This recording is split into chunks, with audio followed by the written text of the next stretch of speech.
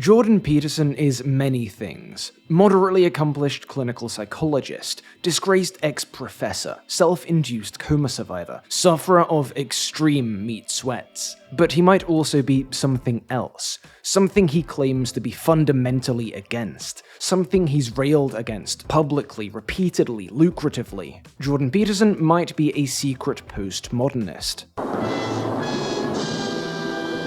Because a clip from a recent Peterson video's gone semi-viral recently, and it finds everyone's least favourite Canadian doing a seemingly sincere impression of the sorts of thinkers he's built his career on bashing. So let's take a look at this clip and have a go at breaking down what it tells us. You know that there are central doctrines to Christianity, like the crucifixion, the ascension, the resurrection, and all the above, right? These are doctrines. All types of Christians will agree with it. Catholics will agree with it, Eastern Orthodox and Protestants. All of them will say you must believe in these doctrines as happening. You cannot believe in them as symbol. You cannot believe. So the reason why this actually is... So when I hear something like that, then the question that arises for me is, what do you mean happening? And so let me just unpack that a little bit. So I did a lecture last night at the Apollo on the story of Cain and Abel. Yes. And one of the things that I proposed was that not only did that story happen, but it's always happening. Yes. It always happened. It's happening right now, and it's always going to happen into the future. And so then when I look at a story like Cain and Abel, I think, well, the question, did that happen, begs the question, what do you mean by happen? Because when you are dealing with fundamental realities and you pose a question, you have to understand that the reality of the concepts of your question, when you're digging that deep, are just as questionable as what you're questioning. You know, so people say to me, do you believe in God? And I think, okay, there's a couple of mysteries in that question. What do you mean do? What do you mean you? What do you mean believe? And what do you mean God? And you say as the questioner, well, we already know what all those things mean, except belief in God. And I think, no, if we're going to get down to the fundamental brass tacks, we don't really know what any of those things mean. Alright, so, woof. If you know anything about Peterson's general ideology and worldview, you'll know that one group he seems to hate above all others are postmodern philosophers and theorists. If you know any more about Peterson, you'll know that when he complains about the postmoderns, when he isn't referring to them as postmodern neo-Marxists, a contradiction in terms, he mostly sticks to the same small handful of names. Above all, Michel Foucault and, crucially, Jacques Derrida. When you say they here, who are you talking about in particular? Mostly the French intellectual types like Derrida and Foucault and... There's a good video Wisecrack recently put out, which touches on Peterson's strangely limited knowledge of this cultural movement, why he only tends to cite a tiny number of thinkers, and how those citations often fundamentally misrepresent what was actually being said. Link in the description to that, but in this video, we're just going to have a very quick look at Derrida, and some basic Derridian concepts as they pertain to Peterson, and how they might show Peterson himself harbors some secret postmodern sympathies. So, in the simplest possible terms, Derrida was a French philosopher whose ideas were hugely influential in the development of structuralism, post-structuralism, and postmodernism. A key part of his philosophy was deconstruction. You see, from Derrida's perspective, pretty much all central works of Western philosophy since Plato's time have oriented themselves around oppositions, or dichotomies, like mind versus body, for instance.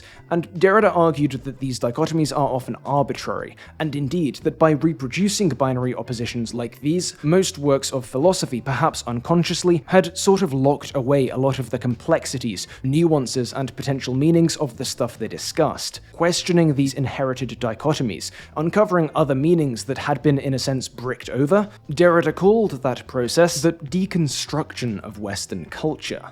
But Derridean deconstruction isn't a concept exclusive to philosophy or to matters so broad and storied. At its most basic, it's just about language. It's about how tricky it is to pin down any solid sense of meaning in a sentence, a phrase, a question, because of all the implications, assumptions, meanings, suppositions, and so on baked into them, and into the mind of any given writer or speaker. In a broad sense, then, deconstruction, one of the foundations of postmodern philosophy, is the attempt to take apart the seldom noticed ways that our usage of pre-existing conceptual structures creates meaning. either the accepted structures of something like philosophy after Plato, or merely the structures of language itself, the way words and grammar direct and form meaning. Actually, no, let's keep things even more basic. Wikipedia's entry states that deconstruction argues that language, especially in idealist concepts such as truth or justice, is irreducibly complex, unstable, and difficult to determine. So for instance, if you asked Derrida whether the Cain and Abel story really happened, he might well begin his answer by pointing out that from a certain perspective, this question itself is a pretty loaded one, presupposing as it does a particular understanding of what happened means. If that sounds familiar, then good, you've been paying attention.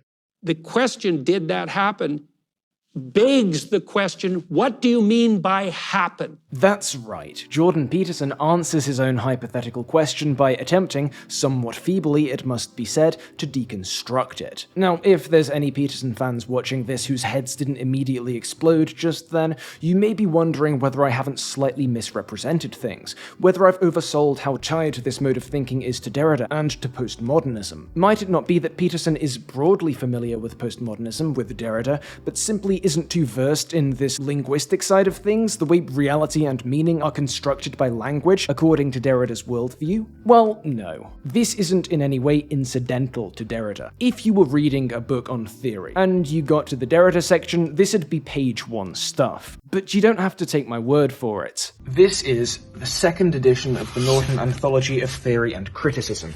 It's a fairly basic text. You could get it in a lot of places, or at the very least you could get a book like this in a lot of places. Essentially, it collects the basic ways that the past century or so of thinkers have tried to understand texts, analysis, culture, and the world more widely. Let's open the Derrida section, shall we? Fancy that. Not even one paragraph into the introduction to Derrida, we get the following sentence. All the gestures of certainty that allow philosophers to say what something is, especially when that something is itself an intellectual operation, become objects of particular critical attention for Derrida and Deconstruction.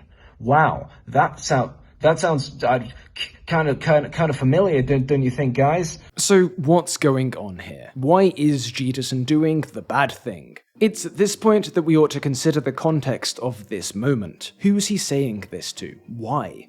Well, this is from JPete's recent video talking to Muslims about Christ, and the guy he's having this discussion with is Muhammad Hijab. Who is Muhammad Hijab, though? To some, he's merely a British influencer who teaches a conservative version of Islam. Others have described him as a religious fundamentalist. In the past few weeks, some British press has reported that he was linked to the recent episode of Hindu/Muslim unrest in Leicester, while other websites have claimed these reports are merely a smear campaign. It's hard to say which of these descriptions are most accurate, but what is clear is that despite Peterson's ostensibly atheist shtick, he and Hijab share plenty of viewers. Jordan Peterson's work has long been enjoyed in the Islamic world, and increasingly the psychologist has reached out directly to this subsection of his audience. Now, a cynic might say that there's actually a fair amount of ideological overlap in terms of gender roles and a fundamental belief in hierarchy between traditionalist Muslims, conservative Christians, and that whole nominally secular right-wing crowd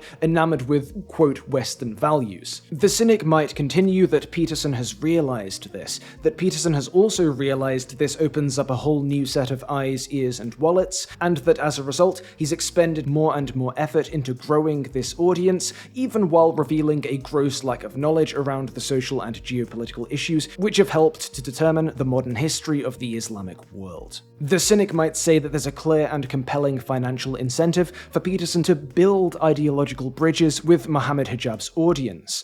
But we don't need to be cynical, because for the purposes of this video, why Peterson wants his discourse and doctrine to be seen as compatible with the Islam of Muhammad Hijab, complementary to it, and relevant to the struggles of young Muslim men isn't particularly important. No, we just need to be aware that this compatibility is broadly the angle he's going for here, because then the clip we started with makes a bit more sense. It becomes, very transparently, a pretty weak gambit by Peterson to hide a moment of incompatibility. And that is what's happening here. The context of Peterson's positively Derridean response is that hijab has stated Orthodox Muslims don't view the stories of the Quran as mythical. They view them literally as history. That isn't the Petersonian position. Following his Jungian fixation, and as shown by a wealth of previous comments on the matter, Peterson views the Cain and Abel story, and indeed many biblical and Abrahamic stories, as true only in a symbolic or archetypal sense. Hijab knows this. He's pressing Peterson about this incompatibility.